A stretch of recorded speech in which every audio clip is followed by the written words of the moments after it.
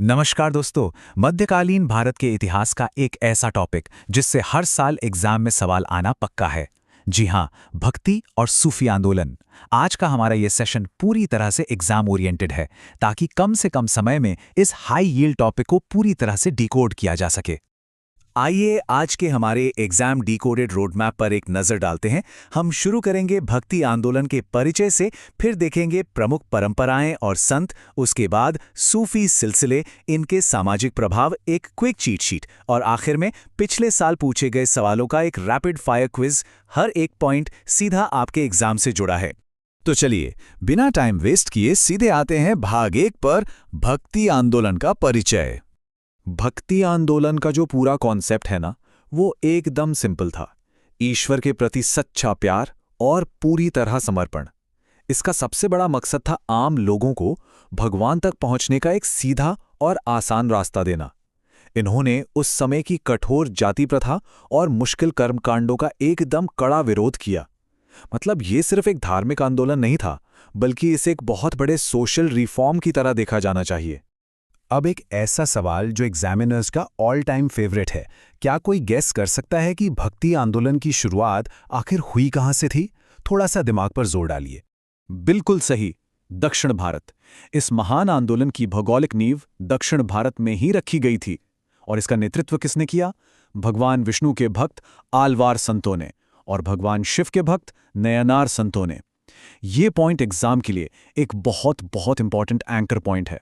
अब बढ़ते हैं हमारे भाग 2 की तरफ, परंपराएं और प्रमुख संत।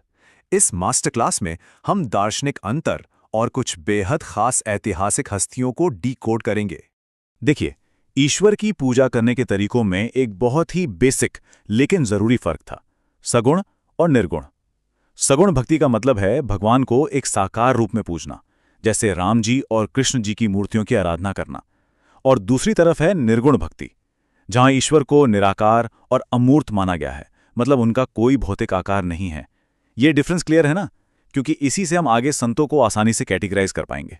अब देखते हैं कि ये आंदोलन फैला कैसे। इसके 3 लॉजिकल स्टेप्स हैं। पहला, जैसा कि हमने देखा, शुरुआत दक्षिण भारत से हुई।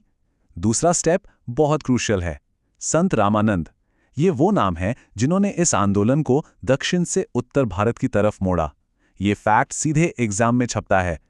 और तीसरा स्टेप था रामानुजाचार्य जैसे विचारकों का आना, जिन्होंने विशिष्टाद्वैत जैसी फिलॉसफी देकर विष्णु पूजा को एक नया ही वैचारिक आधार दिया। अब इन प्रोफाइल्स को फटाफट कवर करते हैं। सबसे पहले कबीर। ये एक प्रमुख निर्गुण संत थे। इनकी सधुक्कड़ी भाषा और वो फेमस लाइन, जाति न पूछो साधु की, एग्जाम्स का एक बहुत पॉपुलर सवाल है। फिर आते हैं गुरु नानक देव जी, जिन्होंने सिख धर्म की नींव रखी और समानता की बात की। बंगाल की तरफ चलें तो चैतन्य महाप्रभु ने कृष्ण भक्ति की लहर फैलाई। मीराबाई के कृष्ण भजन तो आज भी अमर हैं। और हाँ, अवधी भाषा में रामचरितमानस लिखने वाले तुलसीदास जी और सूरसागर रचने वाले सूरदास जी को कैसे भूल सकते हैं। इन्हें याद रखने के लिए बस क मी तू सू यानी कबीर, मीराबाई, तुलसीदास और सूरदास वाला छोटा सा निमोनिक दिमाग में सेट कर लीजिए। चलिए अब आते हैं भाग 3 पर, सूफी सिलसिले और संत। भक्ति के बाद अब उस दौर के इस्लामी रहस्यवादी आंदोलन को समझते हैं।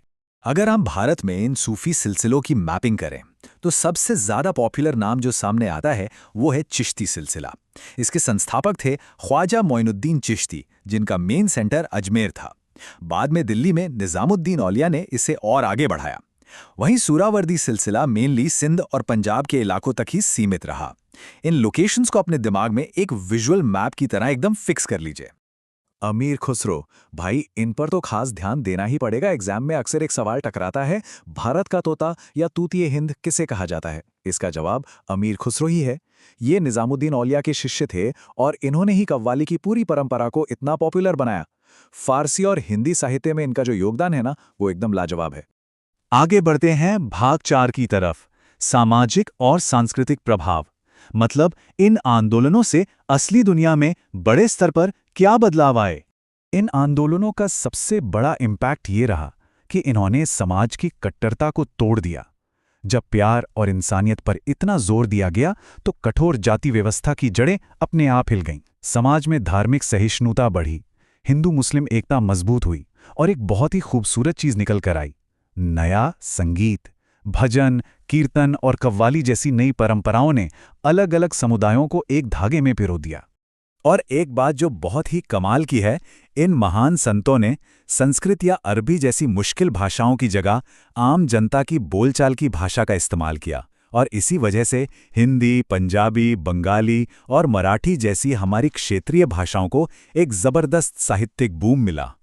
अब आते हैं भाग 5 पर, वो अल्टीमेट एग्जाम चीट शीट जिसका हम सभी को इंतजार रहता है, अभी तक की सारी चर्चा का पूरा निचोड़। ये जो आमने सामने का कंपैरिजन है ना, ये एक परफेक्ट मेंटल मैप क्रिएट करता है। देखिए, भले ही इनकी धार्मिक उत्पत्ति अलग थी, लेकिन दोनों की फिलॉसफी कितनी सेम है। एक तरफ भक्ति और समर्पण है, तो दूसरी तरफ प्यार और इंसानियत। एक तरफ संत परंपरा, दूसरी तरफ सूफी सिलसिले। इधर भजन और कीर्तन, उधर कव्वाली। मतलब रास्ते अलग थे, लेकिन मंजिल एक ही थी। और अब भाग 6, PYQ रैपिड फायर क्विज। ये है याददाश्त का फाइनल टेस्ट। तो क्या हम सब इस रैपिड फायर के लिए तैयार हैं? तो ये रहे पहले 2 सवाल, बिल्कुल एग्जाम हॉल वाले प्रेशर के साथ। जल्दी से सोचिए, भक्ति आंदोलन की शुरुआत कहाँ हुई और सिख धर्म के संस्थापक कौन हैं? Time up. सही जवाब है, भक्ति आंदोलन शुरू हुआ दक्षिण भारत से और सिख धर्म की स्थापना की थी गुरु नानक देव जी ने। इसे एकदम लॉक कर लीजिए। चलिए, इस मोमेंटम को टूटने नहीं देना है। ये रहे आखिरी 3 बहुत ही जरूरी सवाल। रामचरितमानस किसने लिखी? अजमेर शरीफ का संबंध किस संत से है? और भारत का तोता किसे कहा जाता है? और ये रहे सटीक उत्तर, तुलसीदास, ख्वाजा मोइनुद्दीन चिश्ती और अमीर खुसरो। अगर आपने सारे सही सोचे थे तो सच में आपकी तैयारी बहुत सॉलिड चल रही है। सेशन को एंड करने से पहले ये है हमारा हाई यील्ड फाइनल रिवीजन। इसका एक मेंटल स्नैपशॉट ले लीजिए। कबीर माने निर्गुण संत, मीराबाई की कृष्ण भक्ति, तुलसीदास की रामचरितमानस, सबसे पॉपुलर चिश्ती सिलसिला और कव्वाली के जनक अमीर खुसरो। ये फैक्ट्स आपके एग्जाम के लिए ब्रह्मास्त्र हैं। जाते जाते एक सवाल छोड़ के जा रहा हूं। अगर मध्यकाल में ये भक्ति और सूफी संत न होते तो क्या भारतीय समाज की हमारी आज की जो ये विविध और सहिष्णु पहचान है, क्या वो बन पाती? इस पर जरूर विचार कीजिएगा। अगर वीडियो पसंद आया हो तो लाइक करें, शेयर करें और द एग्जाम ट्रैप डिकोडर को जरूर सब्सक्राइब करें।